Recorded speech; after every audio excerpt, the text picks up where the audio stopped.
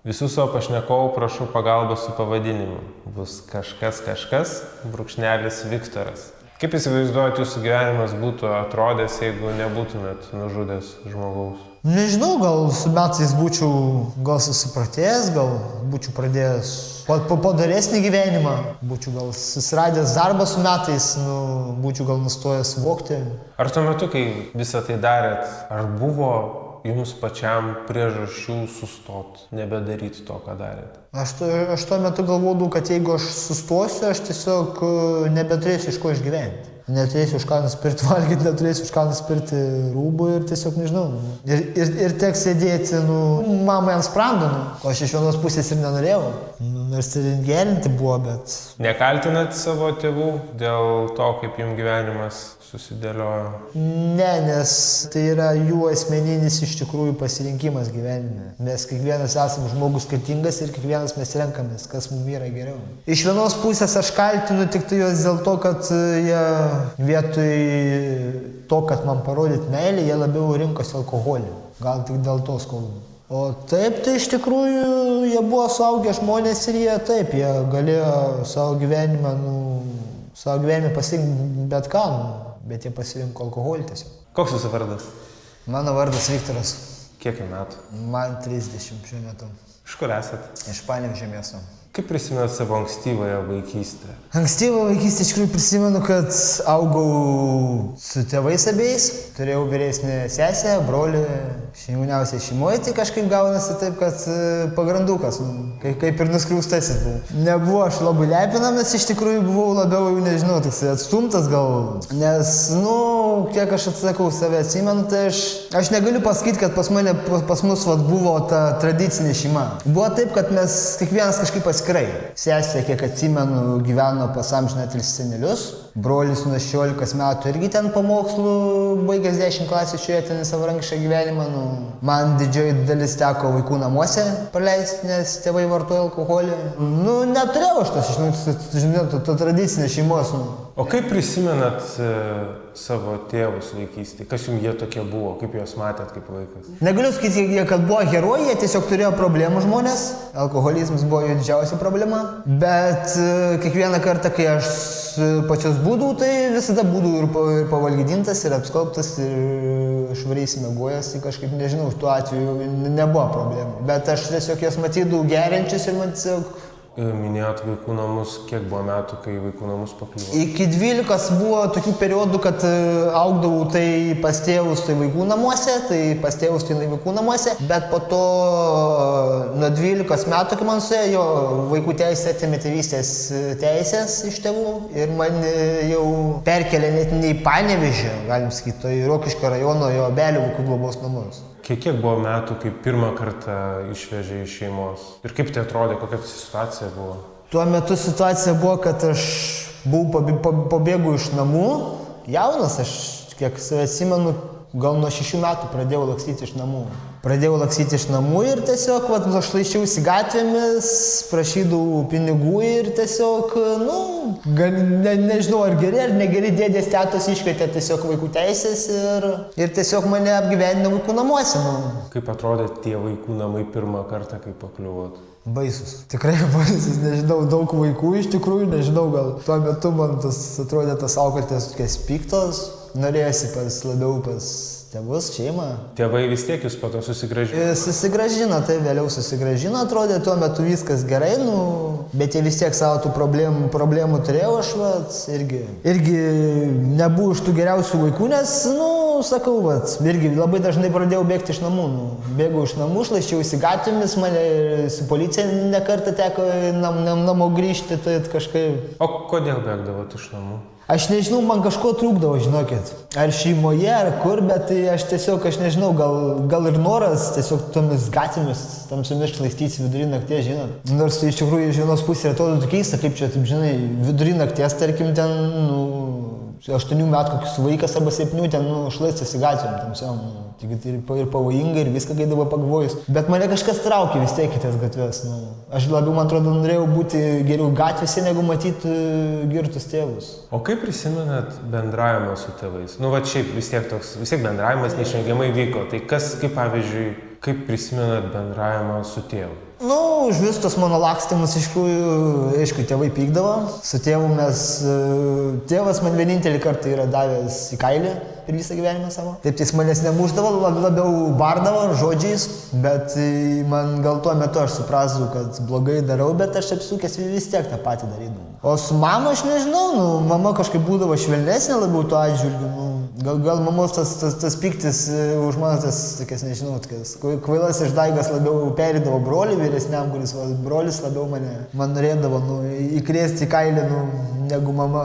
Mama irgi sakydavo, kad blogai darau, aš irgi žiūrėdavau į akis irgi sakydavau, kad mama atsiprašau, kad gailiuosi, taip ir taip, bet po viso to vis tiek darydavau savo. Su mokslais irgi, nežinau, pakeičiau labai daug mokyklų, tai teko ir Panevėžį mokytis, po to teko, man buvo kažkaip suorganizavę išvežti iš Panevėžio ten prie Vievio 7 km Panerių kaimelį, ten irgi mokiau sanatoriniai mokykloje kelis metus, po to kažkaip vėl Panevėžį atsidūriau ir po to kažkaip kol nebuvau jau pilnai patalpintas vaikų namus Rokiškio rajone, tai Panevėžį mokiausi. Būdavau labiau toksai meninis žmogus, labiau mėgdavau ten šokiai, dainavimas, chorą lankiau ne vienus metus. Gatvės vis tiek traukė, ta tamsuma traukė vis tiek, nežinau.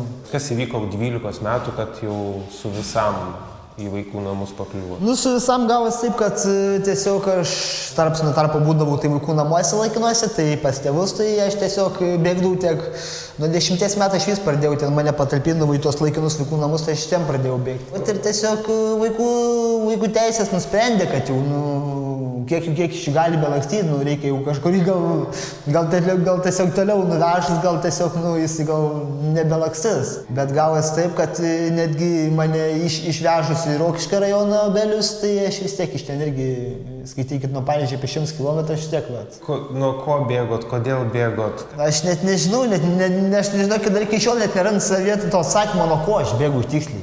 Ar nuo to matomo blogio, ar nuo to alkoholio, ar gal net nuo tos pačios vienatvės, galvodavau, kad pabėgsiu iš vienos vietos, gal kitur bus geriau, gal susirasiu draugų, ar dar kažką, gal dėmesio trūkumas, meilės trūkumas. Nuo 12 metų, kai pakliuvot į tuos vaikų namus, jūs jau žinojot, kad tenais ilgesniam laikui pakliuvot? Aš supratau, jau tuo metu supratau iš tikrųjų, kad mane jau ten bandė kaip ir su visam atskirti nuo šeimos, bet aš pirmais mėnesiais aš bėgau iš vis, aš vis norėdavau dėl to, kad pamatyti šeimą. Pamatyti tėvą, pamatyti motiną, brolį, sesę. Kaip tėvai reaguodavo, kad kai žinodavo, kad jūs pabėgot iš vaikų namų ir pas juos atsiradot? Kaip jie reaguodavo?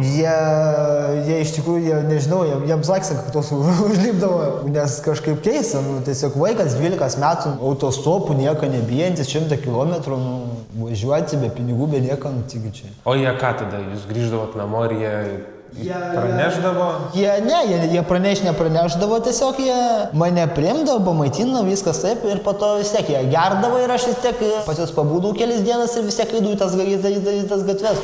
Kaip tėvai žiūrėjo į tai, kad jūs buvot vaikų namuos? Ar jie kažkaip bandydavo pateisinti save, ar...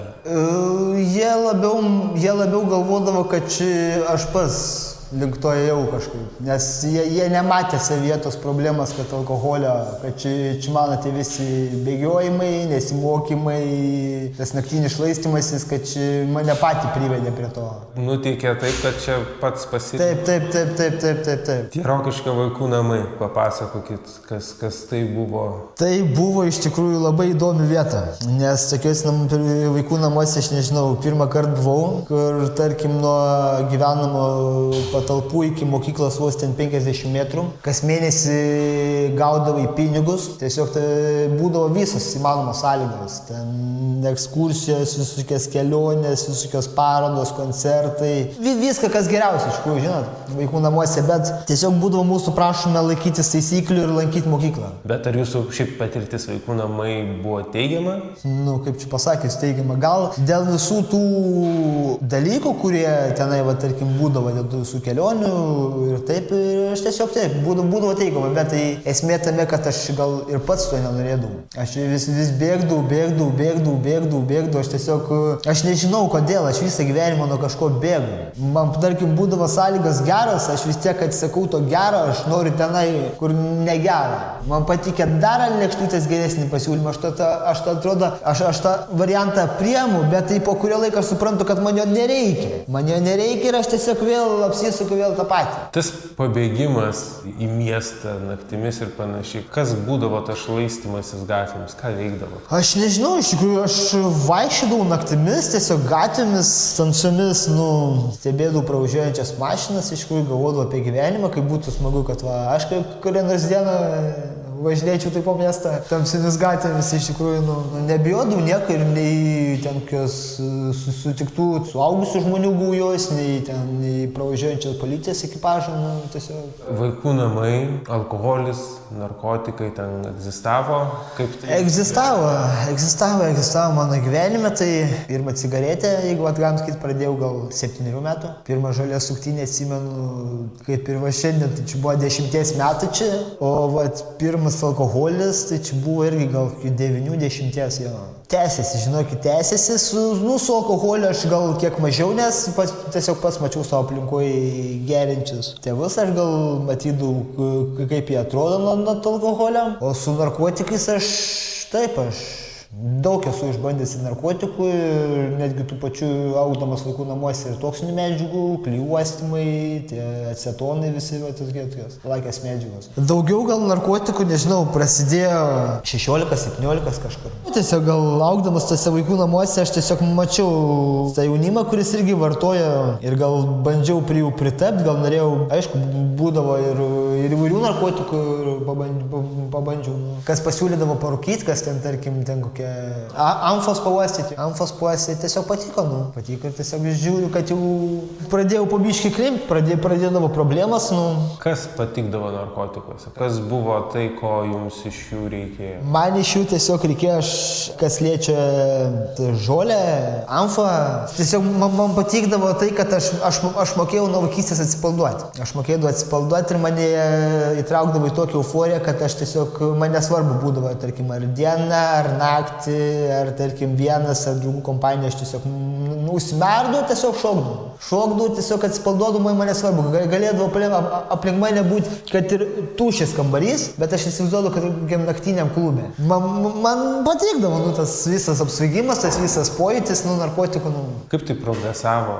Taip, pradėjau iš tikrųjų daugiau vartoti ir tad supratau tai 19 metų, kai, 19 metų, kai įsiskyriau su draugė dėl narkotikų.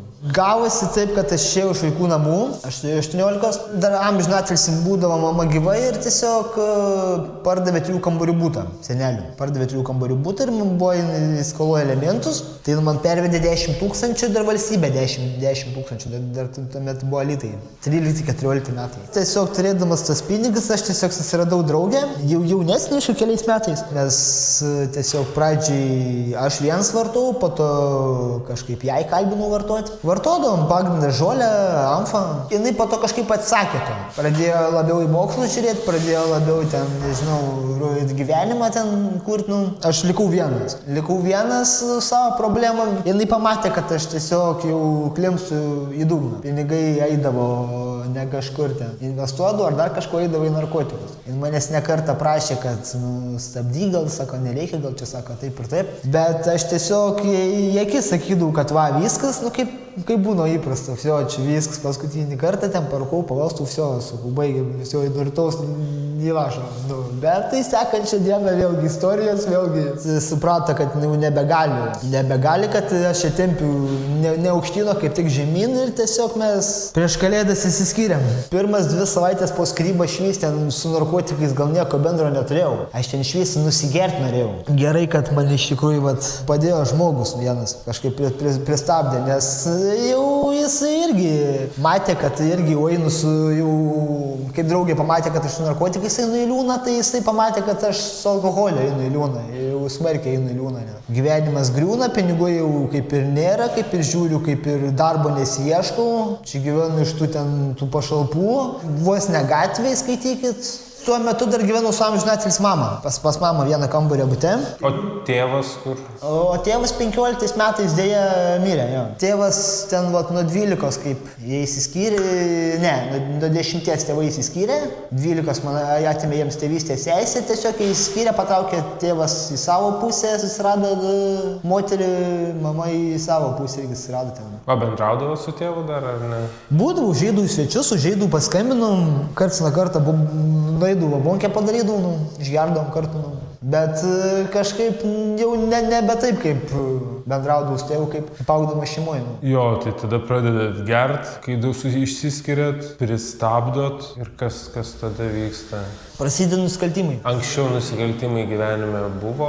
Nelabai, žinokit, gal vaikų namuose buvo vienas toks labiau nusikaltimas, ten mūsų grupinis buvo ten, už kurį teko sėdėti, bet tai nepilnametis, jo, aš buvau čia iki 13-14 dar papuoliau į nepilnamečių koloniją, 3 prigėrėm ir mums tiesiog trūko. Ir mes tiesiog ėjom į miestelį, tiesiog į kažkokį ten namą įsilaužėm, kol 2 draugai ten vienu žodžiu savininkė gąsdino, kad užmuš mane, pastatė tiesiog su daliu, kad stebėčiau aplinką. Tai vat už tą stebėjimą ir gavau pirmą bausmę. Gavau metus 3 mėnesius, tai atsidėjau tik metus savaitę. Man tuo metu buvo 17. Kaip atrodė pirmos dienos, pirmos valandos nepilnamečių kolonijai? Oi, iš tikrųjų buvau, kiek gyvenime buvo daugybė įstaigų, bet to pirmo jausmo, tas pirmas valandas, tose nepilnamečių kolonijai kažkas tokio, nežinau, atrodo, lyg ateitum į kitą visiškai nepažįstamą pasaulį. Tiesiog atrodo, kad ten ir žmonės, ir ta aplinka, ir tie patys prižiūrėtojai, tos tvoros kažkaip, nežinau, lyg ne iš šio pasaulio, žinot. Atrodo ir niūru, ir viskas, ir kad ir laukia šviečia saulė, bet atrodo ir aplinka tokia niūri, atrodo žmonės pikti, ir atrodo nelaimingi visi tokie. Vaikšto susiraukę kažkaip. Tenai sutikau, žinokit, įvairių ir linkusių į smurtą, ir linkusių į agresiją, ir linkusių, nežinau, į visokius ten pykčio protrukius. Aš stengdavausi, žinokit, vengti jų tiesiog vengti, šalintis, nežinau, net nebendrauti su tokiais iš tikrųjų, nes aš irgi toks pat paliksiu, piktas, agresyvus, nelaimingas gal. Ar tie metai kaip nors pakeitė jūs? Išėjęs iš nepilnamečių gal ir atrodė, kad pakeitė tam laikui. Pradėjau iš tikrųjų mąstyti, bet tai čia buvo tik laikinas mąstymas, kad viskas, nebedarysiu nusikaltimų, sėdėsiu ramiai, tiesiog laikysiuosi įstatymų, eisiu ten, ieškosiu darbo, dirbsiu, susirasiu ten žmoną, auginsiu vaikus ir gyvensiu padorų gyvenimą. Bet tai tas įsivaizdavimas, nežinau, gal pusę metų, gal daugiau. Bet supratau išėjęs iš vaikų namų, kad jau kaip vėl pradėjau vartoti, kad tai čia tik tai svajonės. Tuo metu, man atrodo, labiau už mane kalbėjo narkotikai, kad man to gal ir nereikia, gal vartojimas man labiau patiko, negu tai, doras gyvenimas. Aš tiesiog numačiau, kad ir sesė irgi stengiasi, dirba, augina vaikus, ir brolis irgi šeimą kūrė, dirba kažkaip. Aš to, man atrodo, nenorėjau, aš labiau norėjau vartoti, linksmintis, būtų į stadiją apsvaigusiai. Bėgti toliau. Tai bėgti toliau, jo, kažkur.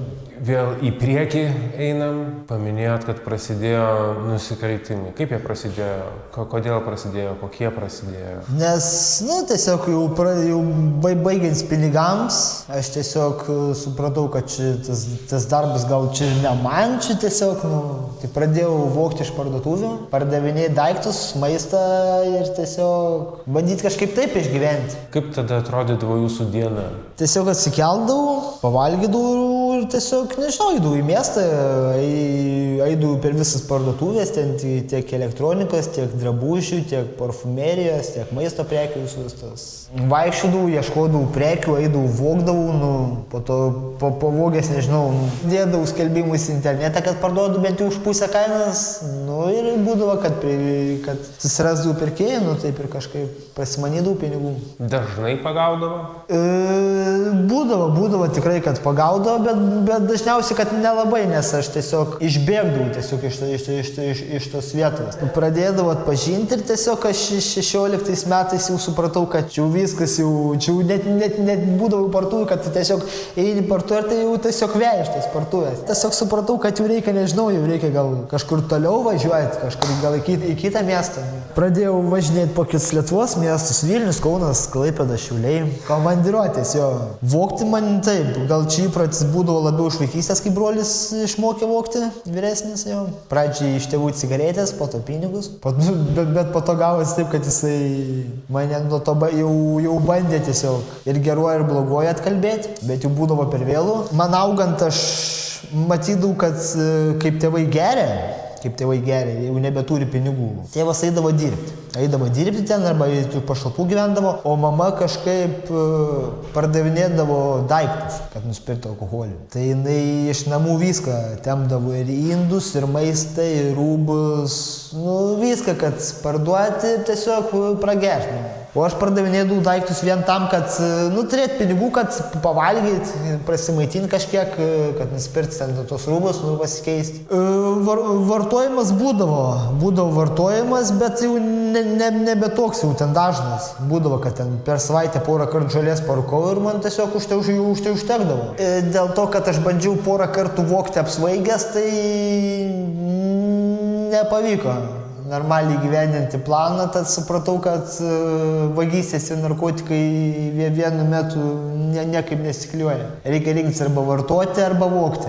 Aš maniau, kad jeigu reikės vogti, tarkim, jeigu man čia jau pradės, čia netgi jau Lietuvoje nebesiekti, kad čia man jau pradės iš visų portų, aš galvoju, kad jau irgi jau važiuos net iki užsienio. Irgi, bet nesustosiu vogti. Bet nesustosiu vogti, vogsiu ir tiesiog. Tuo metu dar mačiau, kad tas darbas, kaip sakant, lochams. Dirbti ten sunkiai po 12 valandų čia ir ne man ir tiesiog aš nedarbo žmogus. Žinokit, įvairių žmonių sutikau netgi tokių, kurių ir tėvai pasiturintis, bet irgi vaikai vogdavo ir žmonių, kurie, tarkim, augia ir vaikų namuose, ir iš alkoholikų šeimų, ir iš narkomanų šeimų, įvairių, iš kurių plauko sutikau žmonių, iš tikrųjų, jo, su daug žmonių bendravau. Ir tuo metu, kai mes bendravom, atrodo, kaip netgi teko kelias vagystės kartu atlikti, tiesiog atrodo, kad kažkas mus sieja, žinote, tas ryšys toksai. Ir panašios šeimos, ir panašus, atrodo, likimai, ir tai, tęsiasi, tai iš tikrųjų iki 21, tiksliau iki 2016 metų rudens. Ta rudenį tiesiog mes prisigėrėm ir dėja padariau nusikaltimų, už kurį dabar sėdžiu. Žmogžudystė. Po eilinės vagystės mes ten su jau keliais plius minus pažįstamais žmonėms susitikom. Tiesiog atšvęsim. Ir tiesiog gavosi taip, kad mes tiesiog begerdami, nežinau, kažkoks įvyko konfliktas. Tarp manęs ir kito žmogaus įvyko konfliktas, ko pasakai, aš grėbiausi peilio ir girtis jam dūrių. Ir pataikiau tiesiai į kaklą, ko pasakoje jisai po vieno dūrio taip ir nukrujavo. Aš nežinau, tuo metu ištikta šoko tiesiog išbėgu iš tos aplinkos, bet mane gal po kelių dienų vis tiek policija sulaikė. Išbėgot jau supratęs, kad jisai mirė ar ne? Aš supratau tiesiog, kad aš jį padūriu, bet aš nesitikėjau, kad aš jį padūrsiu mirtinai. Aš galvojau, kad jis išgyvens. Galvojau, kad nepataikiau į kažkokią arteriją svarbę ar kažkur ten žinant, kad dar yra tikimybės išgyventi, bet tai... O kada supratot, kad nužudėt žmogų? Kai mane sulaikė. Taip pabėgot? Ką darė tas porą dienų, kai pabėgot? Slapšiausi, gėriau, vienas jau. Labai iš tikrųjų durnai padariau, kad tuo metu buvau miesto centre, kur daug kamerų. Su tais pačiais rūbais, su kuriais dėja, Ir pagal mane tiesiog paaiškėjo, kad tie žmonės, kurie kartu su manim gėrė, jie tiesiog mane identifikavo pagal kaip aš atrodžiau, kaip aš apsirengęs ir pagal tai policija nustatė. Kada pasakė, kad žmogus mirė?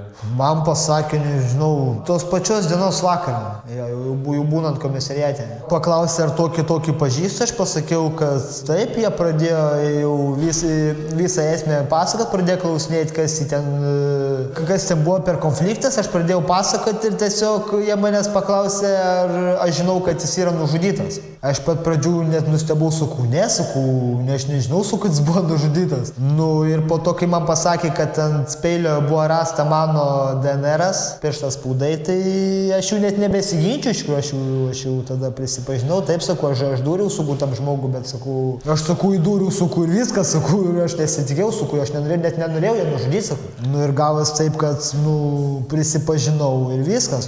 Aš per visus tos metus, kur šiuo metu atlieku bausmę, aš dar net negaliu atsipeikėti, kad atim gyvybę, nes aš visą gyvenimą, nežinau, aš buvau prieš tokius dalykus, prieš tos visus, ar žmogaus ten, nežinau, nužudimą, ar prieš visus tos išprievartavimus ar panašiai, bet kai pats įklimpau į tokį mėšlą, galim sakyti, sunkiai iš tikrųjų, sunkiai išgyvenau, pirmį mėnesį iš vis, nežinau, sunkus buvo, aš net būdavo akimirkų, kad aš ir pats jau norėdavau nusižudyti, kad jau net nebenorėdavau gyventi. Kokią bausmę gavot?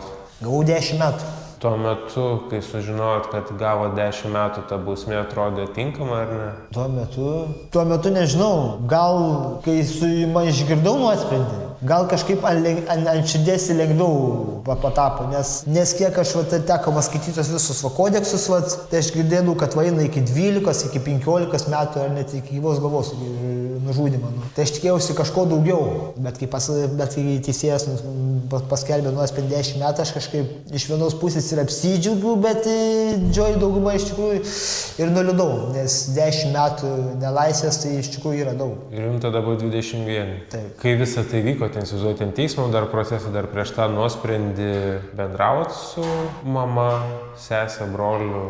Žinojo jie apie šitą situaciją, ar ne? Jie sužinojo iš televizijos, sužinojo iš žinių. Taip aš ilgą laiką iš tikrųjų su jais nebendravau po to nusikaltimo, nežinau. Gal kokie 3 metai.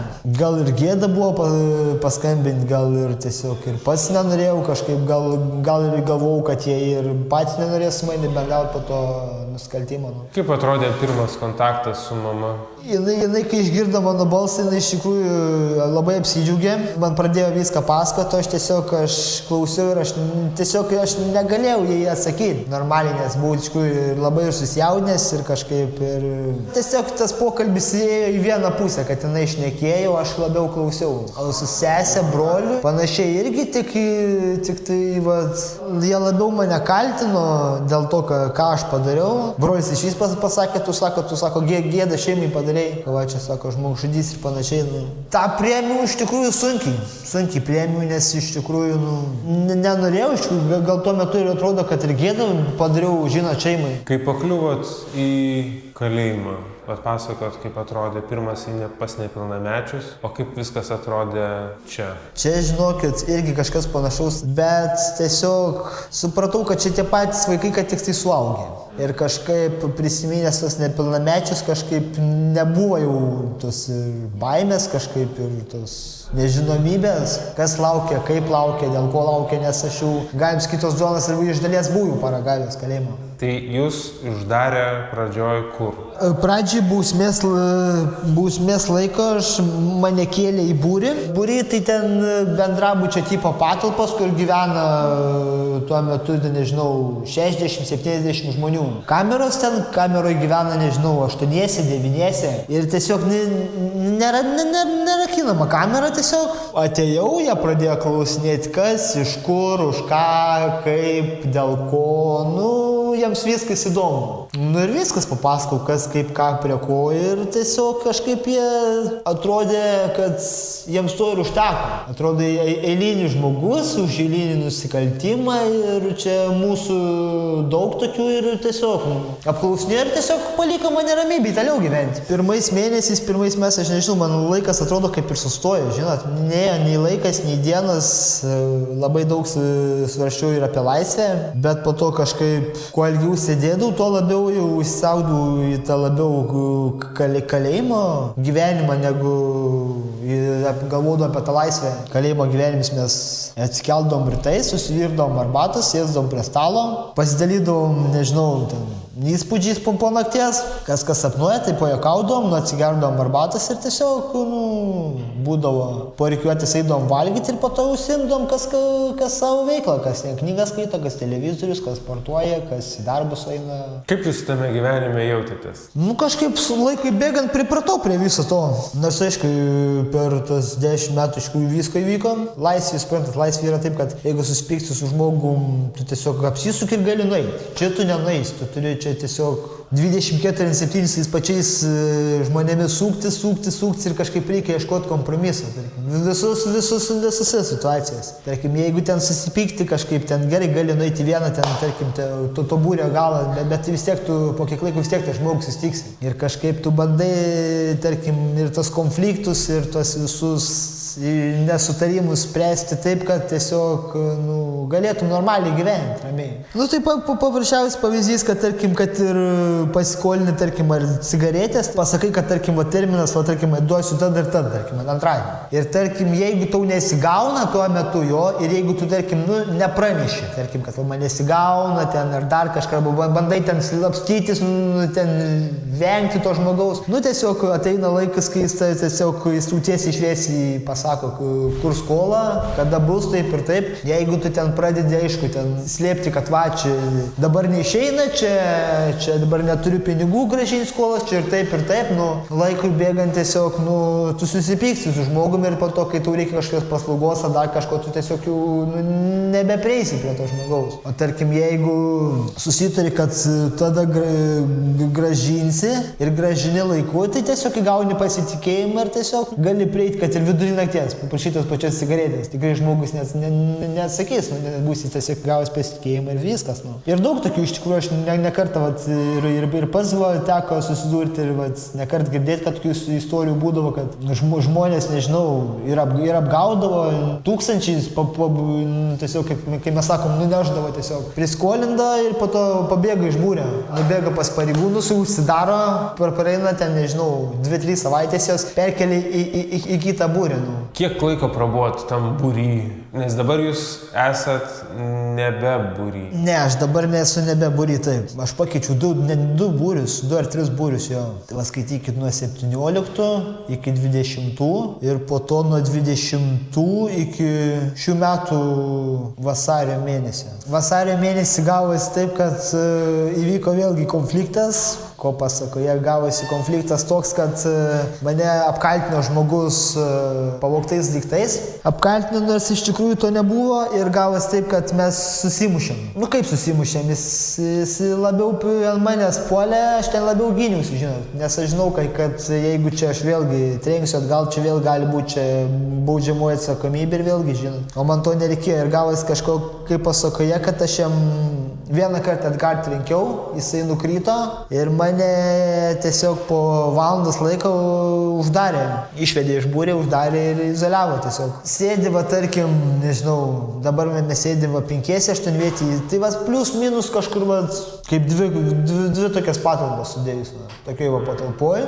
Valandą išveda į lauką, čia tik tai vietoj vyksta, jeigu kokie užsiėmimai, tik tai ir viskas. Į lauką ir maistą į vietą atneša. Niekur tu iš jų neišeisi. Kaip įmanoma sugyventi 5 vyram, uždarytam 23 valandas per parą? Stengiamės kažkaip mažai konfliktuoti, nes mes žinom, kad tiesiog mūsų likimas visų tas pats, kad niekur čia mes jau nebeišeisim. Tai aišku, būna, kad ir pasipykstam, bet tai kažkaip po to susėdim prie stalo, atsiprašom vienas kito, įsiaiškinam, dėl ko vyko tas konfliktas ir tiek. Jums dabar liko labai nedaug. 3 mėnesiai ir kelios savaitės. Kaip įsivaizduojat, pakeitė jūs tie 10 metų? Tie 10 metų iš tikrųjų labai iš tikrųjų pakeitė mane, labai pakeitė labai požiūrį į viską pakeitė. Tiek į darbą, tiek į gyvenimą, tiek į santykius. Ir daug iš tikrųjų pakeitė, nes tuo metu kol nebuvau tos duonos, kai galim sakyti ragavęs, aš buvau kaip ir vėjavaikis. Vėjai šilpoje galvoje, o dabar nežinau. Gal dabar jau kažkaip ir norisi to ir ramybės, sėslumo, gal ir tos pačios šeimos. tų pačių vaikų, to paties darbo. Kaip gaunasi, aš per tas 10 metų iš tikrųjų su įvairiaus plauko žmonėm bendravau, kad kuo mažiau man likdavo, aš tuo labiau supratau, kad gyvenimas kalėjime ne man. Labiau gal dabar jau pradėjau vertinti tai, ką praradau laisvėje, arba ko net neturėjau net. O sutinkat žmonių, kuriem kalėjimas yra jiem? Taip, ir ne vieną kartą prie manęs buvo žmonės, kurie išeina ir vėl grįžta ir ne po 2, ir ne po 3, ir ne po 5 kartus. Ir vis klausi, tai ką tu čia veiki, vėl sako, atvažiavau, o prieš eidami čia, nežinau, planų turi, ten, nežinau, grandiozinį užsienius visokius, ten vilas, ten jachtas, ten, nežinau, ten kruizai, visokie, vienu žodžiu, svajonių. O dažniausiai būna žmonės, kad arba vėl čia atsiranda, arba tiesiog išgirsti, kad jau išėjau, vėl įklimpsta į narkotikus, perdozuoja ir miršta. Čia iš tikrųjų visi skirtingi. Čia negalim sakyti, kad visi vienodi. Įvairaus plauko, įvairaus charakterio, įvairaus būdo, įvairaus mąstymo. Čia visi skirtingi. Tas visas subkultūros, tai čia laisvė tikrai neaktualu, nes aš, nesu girdėjęs, nežinau, neteko girdėti, kad žmonės gyventų laisvėj pa kažkas, ten, nežinau, subkultūros, tarkim, ten. Bet kalėjime yra subkultūros dabar dar vis? Vis dar yra, jo. Kaip tai atrodo, kokios jos dabar yra? Kaip ir anksčiau būdavo tie vadinami bachūrai liūtai, būdavo tie, dar iki šiol yra tie drambliai, kurie iš visų subkultūrų net nepripažįsta. Yra tie patys nuskriaustieji gaidžiai. Aš dabar šiuo metu, man buvo ultimatumas, arba sako, eini pas gaidžius, arba sako, nužudysim. Čia buvau į skolą įbridęs. Tai kad nepraras gyvybės, pasirinkau žemiausią kastą. Kaip skiriasi gyvenimas tada? Išvis jisai, žinot, net nepasikeitė iš vienos pusės. Pas lietuvius aš galiu pasakyti, tai čia yra tik tai pravardės, nes jie, sprantat, nes jie yra nuo senų laikų nuskopijavę tas visas kastas, tas visas, tarkim, nerašytas kalėjimo taisyklės iš Rusijos. Lietuvos kaliniai, jie, galim sakyti, jie net nesupranta dalies tų visų nerašytų kalėjimo taisyklių. Jie tiesiog gal nusikopijavę ir kažką savo dadėję. Tai jūs buvot priklausę tai žemiausiai kastai, o dabar kai perėjote šitą uždarą, jūs irgi vis dar skaitotės toj kastui? Skaitausi kaip ir taip. Kaip nors jūsų kitaip gyvenimas atrodo nuo kitų kalinčių žmonių, ar ne? Ne. Tai tada jos lyg ir nelabai ką reiškia tos kastos. Taip iš tikrųjų, nes aš visada iš tikrųjų, manima, tarkim, pavadindavo kas nors gaidžiu, aš visada skaidu, aš pirmiausia negaidysiu, o žmogus. Aš pirmiausia visada laikau žmogumi. Kaip įsivaizduojate, atrodys pirma diena išėjus? Žinokit, ką darysiu iš tikrųjų, pirmiausiai sakiau, nuvažiuosiu pas likusius artimuosius susitikti, o po to savaitgalį tikriausiai važiuosiu aplankyti kapų. O priklausomybės reikalai? Čia ne paslaptis, kas nori, tas randa būdų ir vartoti, ir išgerti, tai jo. Kai suprantu, kad ten toli ieškoti nereikia? Nereikia, taip, ne. Ar jūsų priklausomybė, jūs šiaip save laikėt priklausomu, esat priklausomas žmogus ar ne? Nesakysiu, nemeluosiu, kad sakyčiau, kad aš nepriklausomas. Taip, aš buvau priklausomas tiek ir nuo alkoholio, ir nuo narkotikų, bet tai teko kelis kartus čia įkalinimo įstaigai ir atsigerti, ir pavartoti, bet tai kažkaip tos galimybės nelabai leido. Nes čia kainos visiškai kitokios. Trigubai, net keturgubai brangiau negu laisvė. O ir to tikimybė, kad tu gausi švarų produktą, tai čia irgi labai maža. Išėjus į laisvę, kaip galvojat, kaip su priklausomybėm? Nežinau, žinokit. Bandysiu iš tikrųjų stengtis, kad nevartoti. Nors kaip bus, aš nežinau. Čia būnant įkalinimo įstaigai baigiau 12, tai nežinau, bandysiu laisvėje arba profesiją eit mokytis, arba dirbti. Minėjot už kameros, kad mama mirė, kai sėdėjot. Čia 20 metais, Liepos 3 dieną per gimtadienį. Paskambinau broliui ir jis man pasakė, kad dieną prieš, tai yra Liepos 2, palaidojo motiną. Ir nežinau, man tuo metu kaip ir žemė iš po kojų slydo. Aš mačiau, jinai vartojo, bet aš nesitikėjau, kad nuo to alkoholio ir mirs. Aš dar iš tikrųjų, būdamas įkalinimo įstaigoje, aš dar tikėjau išėjęs į laisvę pamatyti gyvą. Ką reiškia augti su geriančia motina? Kas tai yra per vaikystę? Ar yra įmanoma turėti, kabutėse turbūt, normalią vaikystę, kai tėvai yra priklausomi nuo alkoholio? Ne, nes iš tikrųjų tu matai tik tai tos pačius prigėrusius veidus, tą pačią bonkę, tas pačius muštynės, tie patys pykčiai. Gal tiesiog aš suprantu tuo metu, kai aš pats vartojau, aš gal nematydavau problemos tokios, kokios aš matydavau tėvuose. Aš galvodavau, kad aš bet kurią akimirką galiu nustoti. Ir kad aš iki tokio jau liūno kaip jie, aš nedaisiu. Tėvai turbūt irgi taip galvoja apie save. Taip. Ir ne kartą ir tiek aš prašydavau, tiek sesė vyresnė, tiek brolis irgi, kad stabdykit, nebegerkit, bandė aiškinti, bandė kalbėti, bandė protinti, bet jie atrodo, kad tuo metu ir suaugę žmonės ir suprasdavo ir sakydavo, kad viskas gerai, čia nebegersiu, taip, bet jie, kaip ir aš, kaip ir man irgi, tėvai sakydavo, kad nebėgiok, mokykis, elkis gerai, pavyzdingai, ir aš irgi tą patį darydavau. Ar gaudavot meilės iš tėvo, iš motinos? Gal kaip jie negerdavo jo, bet kai jie gerdavo, pykdavosi, muždavosi, aš tiesiog būdavo tokių akimirkų, kad aš jausdavos, kad šis ne tai, kad nemylimas, o net nereikalingas, net nepageidaujamas gal to šeimoje, gal dėl to ir bėgdavau, žinot, iš tų namų. Jūsų brolio ir sesės gyvenimai, kaip jie atrodo? Ar jie tokie patys sudėtingi kaip jūs? Ne, dėja ne, bet abudu turi darbus, abudu turi susikūrę šeimas, abudu sėkmingai vedė, darbai, šeimos, vaikai kažkaip. Kodėl manot, jūs iš trijų, jūs vienas kitokiam gyvenimo kelyje? Aš nežinau, aš gal tiesiog aš į tą darbą sakau, aš nelabai linkęs buvau dirbti, net negalvodavau gal labiau apie ateitį. Tai tiesiog gyvendavau šią dieną ir viskas, net nežiūrėdavau, kas bus ar po metų, ar po 2, ar po 3, ar reikės kažkaip ten jau sulaukus pilnametystės, ten nežinau, kažkur ieškoti, kur gyventi, susirasti darbą, gyventi padorų žmogišką gyvenimą. Dažnai žmonės sapnuoja, prisimena dažnai tą įvykį, dėl kurio sėdi. Ar dažnai prisimenat tą įvykį? Mintise jo labai dažnai sugrįžtų į tą akimirką, bet naktimis kažkaip, nežinau, košmarai nekankina. Bet dieną būna ir ne po kartą, ir ne po 2, kada susimąstau, vis grįžtu į tą pačią akimirką. Jo. Man atrodo, šitą kaltę, šitą pasitaipadinus kaltimą yra, aš priskirčiau tai kategorijai, už kurią aš pats savo, nežinau, dar ilgai neatleisiu. Nedovanosiu, neatleisiu, nes tai atėmė kaip ir dalį mano gyvenimo, žinot. Kitam atėmė visą gyvenimą. Jums 10 metų, kitam viską.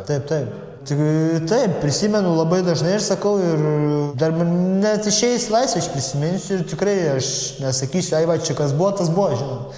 Aš gailiausi, gailiuosi ir gailėsiuosi dar tikrai ilgai dėl to. Tiesiog tu turėsi su tuo visą gyvenimą likusiu nugyventi, kad tu atimi žmogaus gyvybę, tu jos nebesugrąžinsi. Tarkim, nežinau, pavogęs išpartuojęs daiktą, tu ten, nežinau, tu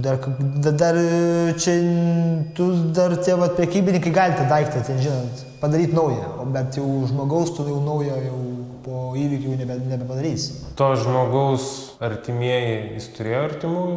Jis turėjo, taip, turėjo ir abudu tėvus, turėjo ir sesę, ir aš dar atsimenu jo mamos per teismą man pasakytų žodžius, kad tokie žmonės kaip aš neverti gyventi. Ir aš atsimenu puikiai, kad aš pritariu jo žodžiams, nes aš pats suprantu, ką reiškia netekti artimo žmogaus, to skausmo, nežinau, nieks neišgydys. Išėjus į laisvę, žinau, bandysit bendrauti su tais artimaisiais? Ne, tikrai nebandysiu, žinokit, aš ir taip, per tos visus 10 metų aš stengiuosi nuo visą praeitį palikti praeityje. Nei su vienu pažįstamu iš laisvės, nei su vienu draugu, nei su vienu, ten, nežinau, nebandau nei susiekti nieko ten. Aš apie to, kuris buvo nužudytas artimaisiais, ar su jais? Ne, žinokit, tikrai ne. Jau jiems geriau jau manęs nematyti, nes tikrai aš nemanau, kad jiems būtų lengva, jeigu aš vėl pradėčiau kapstyti jų praeities žaizdas. Ir nemanau, kad jiems, kad ir po šitiek metų jiems tas žodis atsiprašau, ar jiems kažką padėtų. Jūs jau esat tą pasakęs. Taip. Ar kalėjime įmanoma pasitaisyti? Anksčiau tik tai būdavo, man atrodo, pavadinimas pataisos. Pataisos namai, taip, dabar kalėjimas. Čia, žinokit, nuo kiekvieno žmogaus individualiai priklauso. Jeigu žmogus nenorės pasitaisyti, jisai nei kalėjime, nei laisvėje, jis niekur nepasitaisys. Jeigu, kaip mėgstu sakyti, jį pataisys tik tai kapo duobė. O taip tai įmanoma, aišku įmanoma, žinokit, aišku. Jūs išeinat pasitaisęs ar ne? Iš vienos pusės taip. O iš kitos? Iš kitos pusės ne. Ta kita pusė yra ta, kad aš visus tos 10 metų pragyvenau negatyvioje aplinkoje, su žmonėmis, kurie linkia į smurtą, į tos visas nepriklausomybės, į visus tos, nežinau, pykčio, agresijos, tos visus. Ir tiesiog aš jaučiu, kad aš įsinešu dalelę to, ką aš patyriau pats. Būnant šešiai įkalinimo įstaigos, su kokiais žmonėmis bendravau. Jeigu aš suprasčiau, kad aš būčiau, tarkim, bendraučiau su pozityviais žmonėmis, ko per šios 10 metų sutikau, nežinau, vos kelias pozityviai nusteikusius žmonės, tuomet sakyčiau, kad aš pilnai pasitaisęs, bet kadangi aš išeinu tiek turėdamas gero, tiek blogo, tad kažkaip būtų labai keista sakyti, kad pilnumoje pasitaisiau. Ko palinkėtumėt žmonėm, kurie eina šiuo metu per panašų gyvenimą? Palinkėčiau iš tikrųjų sustoti ir pamastyti, ar verta daryti tai, ką jie dabar daro. Nes jeigu jie peržengs tą ribą, po kurios po to seks kalėjimas, tai kelio atgal nebebus. Jau geriau jie prieš kažką darydami, tegu sustoja ir pagalvoja, ar verta tai daryti. O gal geriau pasirinkti kitokį kelią. Daug žmonių nedrįstų arba vengtų apie savo tokius išgyvenimus kalbėti viešai. Kodėl jūs nebijot? Aš neturiu ką prarasti, dėl to gal pasiryžau šiam tokiam pokalbiui. Kritikas, tarkim, ten viskų blogų žvilgsnių, komentarų irgi nebijau. Kažkaip, gal dėl to, Ko palinkėtumėt savo? Sau palinkėčiau iš tikrųjų stiprybės ateityje ir sunkiom akimirkom nepalūžti.